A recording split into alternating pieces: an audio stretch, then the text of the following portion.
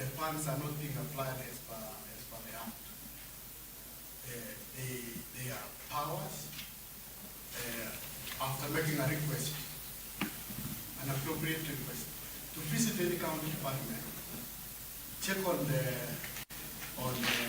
accounting books, verify, and do a report as appropriate. They also issue annual circulars every year, detailing the preparation of the budget, what is the expectations from the departments, what would be the assumptions that should be input in that document. Those are basically the powers of the county. Thank you, Mr. Chairman. Mr. Cheserek, I know you are not a lawyer, but could you be knowing the specific section of the Act, of the law, that provides the functions of the Treasury, that provides for the powers of the Treasury?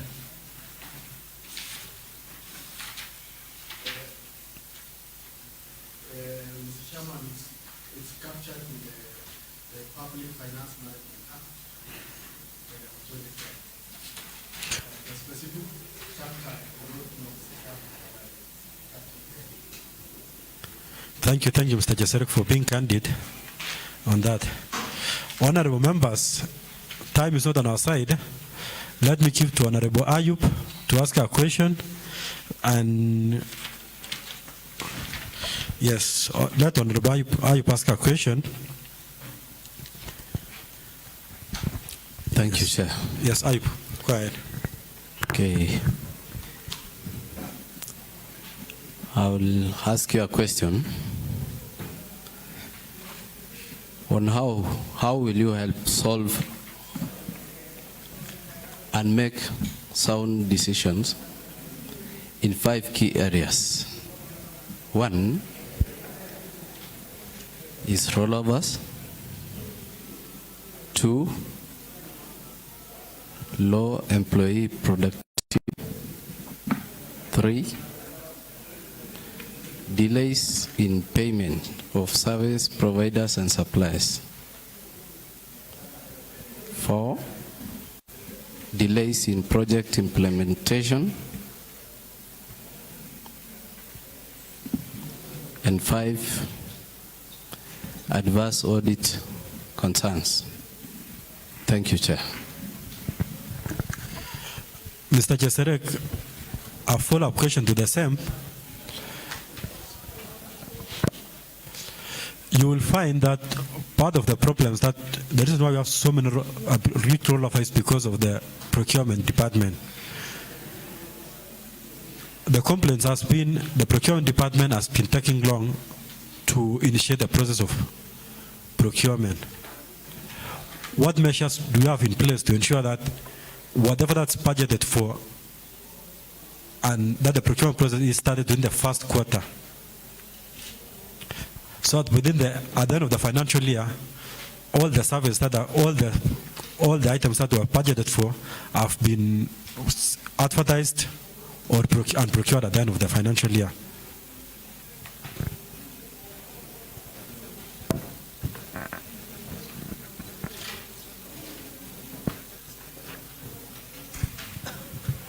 You can answer the questions. Thank you, Mr. Chairman. Thank you, Honorable Ayub. On the issues of all of us, Mr. Chairman, I touched base earlier on the issue of all of us.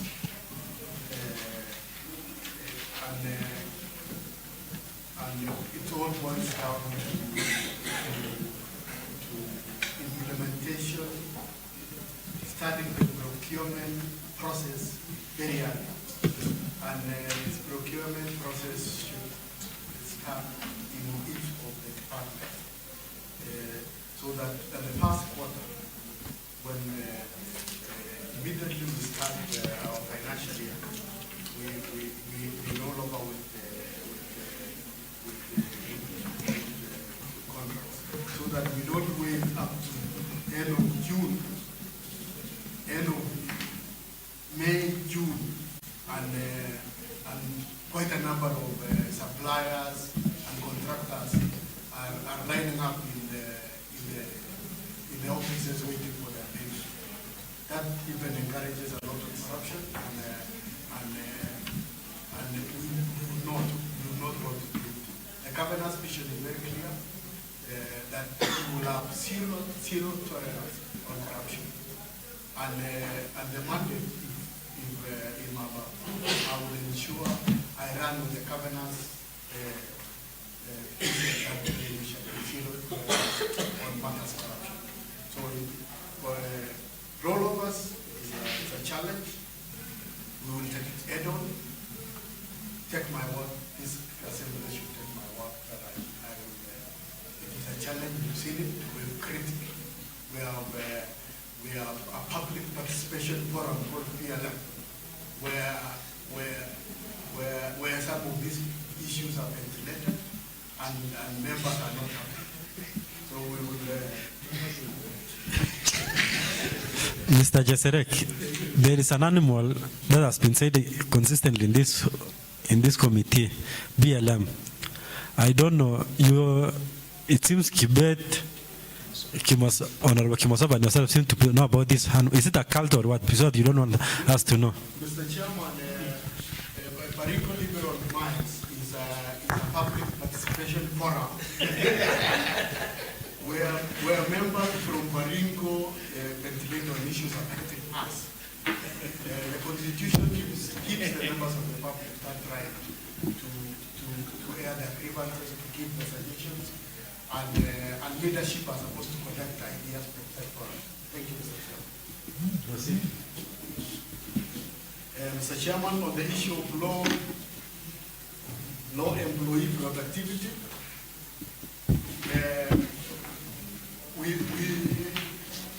it is not an issue of law employee productivity. When you look at Honorable, I mentioned this, when you look at the number of employees, I did a survey in procurement. They are around 5. That number is not enough to serve the entire department. So we will need to build on the resources to have an additional resources in that procurement bucket, so that we raise the productivity. Productivity is raised, Mr. Chairman, by ensuring we've taken them for training. We have very close interactions with them. They are human beings, they have issues, so we will talk with them, we will ensure we have a one-on-one relationship with each and every one of them. And we also have the carrot and stick policy, which should be applicable for the errand ones who will not want to be productive. Mr. Chairman, delays on payment of services rendered, I had already touched base on this one, and it boils down also to the issue of rollovers. Delays in project implementation also comes in because of the issue of the procurement officers not being at the source departments. If a procurement item is coming from water, there should be a procurement officer in that department. We should move with it from the very beginning up to the end, so that finance will just be an issue of business. How do you address, Mr. Chairman, Ayub, I'd also ask Ayub whether, how do you address the issue of adverse audit concerns? Advanced audit concerns comes about because of when staff in those key departments do not take seriously the role and the laws are not being obeyed. We will ensure that the laws are obeyed to the letter.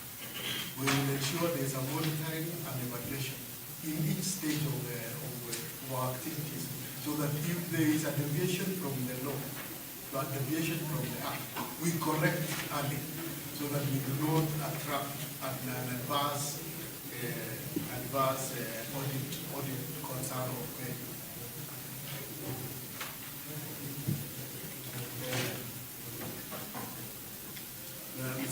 you also asked on the issue, what do you do to ensure the procurement process starts at the first point? And Mr. Chairman, that this is my commitment, I will ensure, and with the support of the executive, this is not the first decision. We will ensure that the key staff in the procurement are in the departments where the items originate from. Therein, we shall be able to move fast for that function. Thank you, Mr. Chairman. Honorable members, I know we are not doing well in terms of time, but if I may get to know how many members still have questions. Diaz. Yes. Mr. Diaz, you can go. Maybe a quick one, Cheserek, on wage bill. The recommended percentage is 35%. At the moment, we are at 56%. Now, it's a paradox situation because while we are supposed to bring down the wage bill to 35%, there's a crisis of unemployment, a serious crisis of unemployment.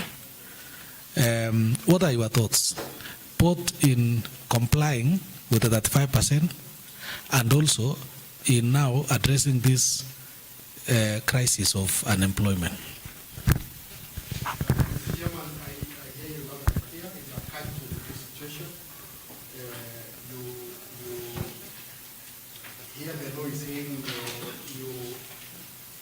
Expenditure of salaries and wages should not exist at 5%, and we are at 2%. 56. Yeah? 56%. And so therefore it cuts off the development expenditure that we are utilized. Yes, we need staff, we need staff, even in procurement, we require additional staff. What we will just need to do, Mr. Chairman, is to raise our sources of revenue. Yes, our sources of revenue at the moment, Mr. Chairman, is a lot of leakages. No, I think, Chairman, I'm satisfied. Up to that point, I think I'm satisfied. Maybe one last one, and on a light note, as a CEC now, do we still benefit from your comments in Baringo Liberal Forum, or you will be hypernating? Honorable Kipruto Kimosov, you are out of order. Honorable Kipruto Kimosov, you are out of order. Mr. Cheserek, you will not answer that. Mr. Chairman, allow me to answer. It's good, because sometimes it's good, Chair. Honorable members, I can also see Mr. Kibet as a planning issue. I would sit on Baringo Liberal. Thank you, Mr. Cheserek. As you answered the BLM thing, I heard you very clearly, and you said in your wildest dreams, you are very candid about the Asla Fund, and I think in your mind it is coming with an interest component. Mr. Cheserek, being the CEC Finance, we know that we've in existence monies that we've been giving to cooperatives as county governments. We've been giving money to Chamber of Commerce to be dispensed as trade loans and all this. As we wait for the bigger share of the Asla Fund, what do you think should happen? Because we already have these things in operational, but though they are not customized to the Asla narrative. Can you tell us, is it possible to have a beginnings? You know, Baringo is a county of fasts, and if we have you listening to you, giving us very insightful information about financial management, why can't we operationalize that, the Asla Fund thing now, from a county perspective, as we wait for the national dimension? Thank you. Mr. Cheserek, on a second thought, I think you need to answer the question by Honorable Kimosop, but on this perspective, I think the greatest fear of these members is that Mr. Cheserek used to be active in social media before you're appointed the CEC. These members were wondering whether you'll still be active or you'll have to queue at your door for us to get information from you. I think that's the fears of Honorable Kimosop. Mr. Chairman,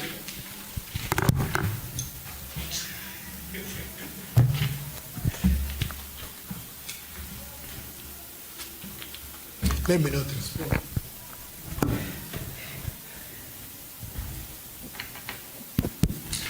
Mr. Chairman. Mr. Chairman,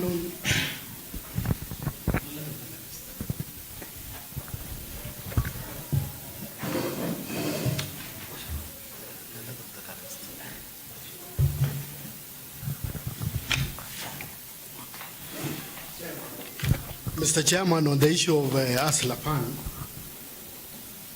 and the interest component, I am persuaded that we can be able to run with it within a period of a month.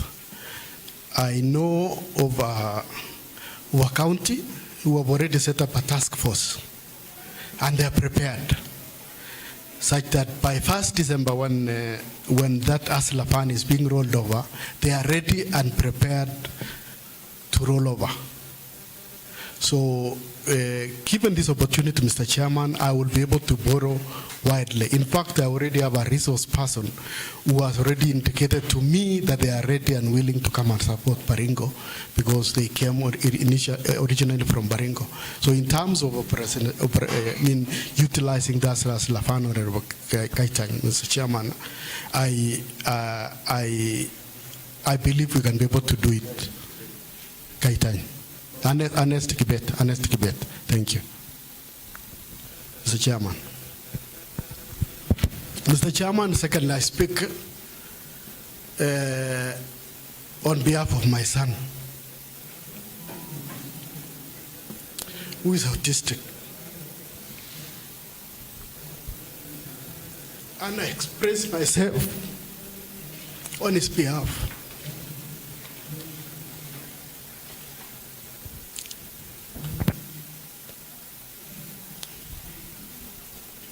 I have bought 3 television sets in my house and he's broken them.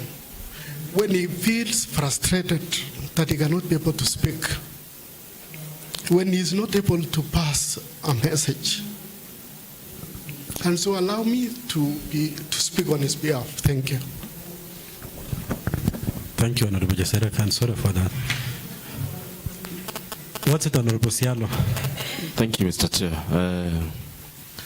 From the original documents that the nominee has submitted, I'm seeing that there are some serious documents that are missing. I'm not seeing the original certificate of good conduct.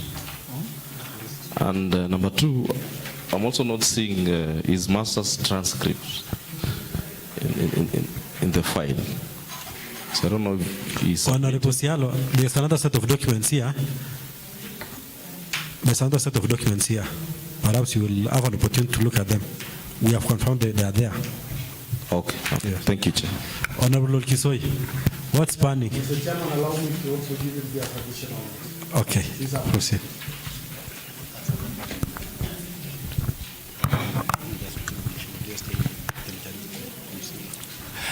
Mr. Cheserek Ruto, thank you for giving us your experiences in finance. While you are talking about rollover, while you are talking about adverse audit reports, when you're talking about delays in procurement, those are the animals in development. That when procurement, you have 5 staff and you wanted an additional, kindly, because everywhere else, and given that the wage bill is at 56 and we needed 35, you told us that you need to create more sources of revenue.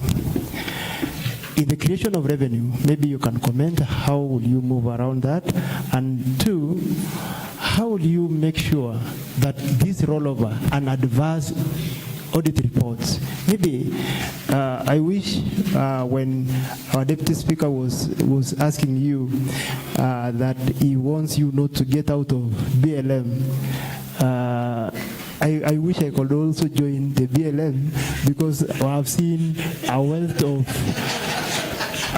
resource person. Honorable Kisii. Thank you. When you are taking lunch, I want you to invite Mr. Cheserek for lunch. I want to invite Mr. Cheserek for lunch. Then you discuss the issue of BLM, and I'm happy Kibet is here and Ernest is here. The four of you will take lunch and discuss that. Honorable is also saying he's a member. So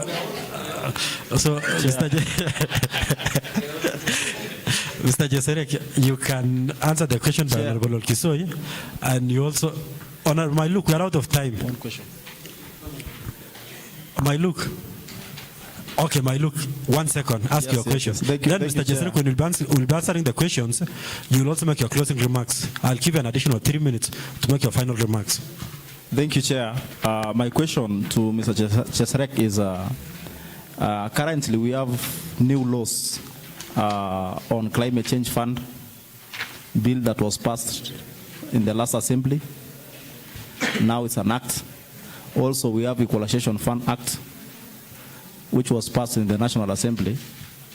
And these laws, Mr. Cheserek, I know they are directly, they will be implemented in the county through your department. How are you going to ensure that these laws are implemented so early enough for the people of Baringo County to benefit from?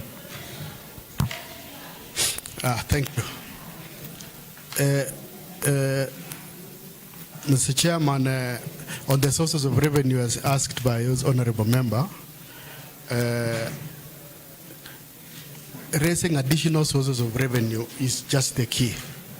And these sources of revenue are just from sealing the leakages that are currently obtaining in the current revenue streams, from parking, from sales. And Mr. Chairman, I will do that via serious automation, an automation which is cost effective, not an automation which is too expensive and therefore wipes out the cost benefits. On the issue of the climate change, we definitely will adopt. It is the new paradigm shift in the world. Even in the banking sector, climate change is now a reality. We will, in terms of financing, there's a cost, an additional cost on climate change and risks that are associated with it. On the issue of equalization fund, you realize, Mr. Chairman, it is almost coming to an end. The window is 20-year period as per the Constitution, and there's much we can do except to appeal to our leaders, particularly at the national level, to press for an additional portion for Baringo, so that the areas that have been marginalized, particularly from the Kericho Valley to Tiati, receive a portion of this equalization fund, so that the schools, the health centers, the roads can be improved. Thank you, Mr. Chairman. Honorable Lokori, I will not give you an opportunity to ask the question. I told Mr. Cheserek to make his final remarks, and I still stand on the same. Mr. Cheserek, you have 3 minutes to make your final remarks. Thank you, Mr. Chairman.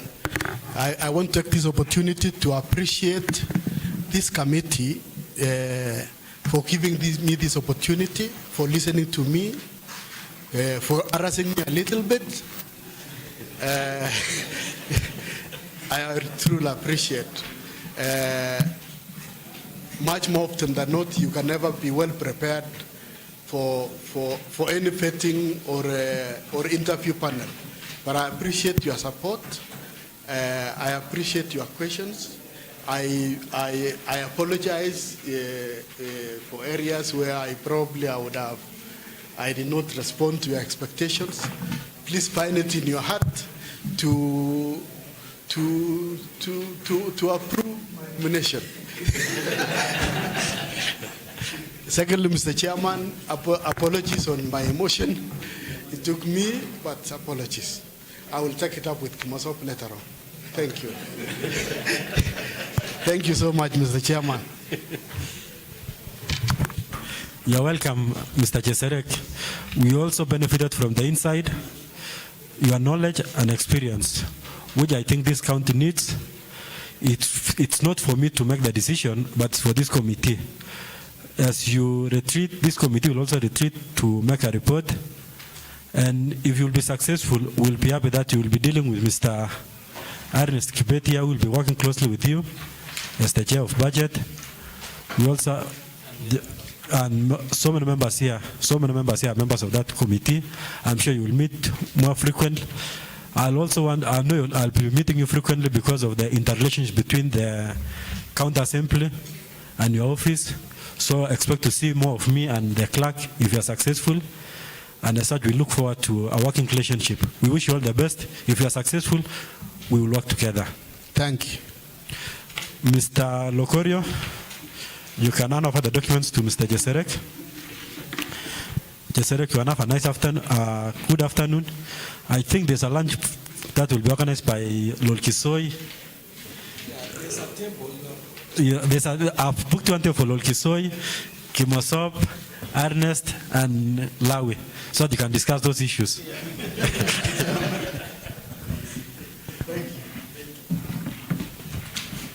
You are free to leave, Mr. Cheserek.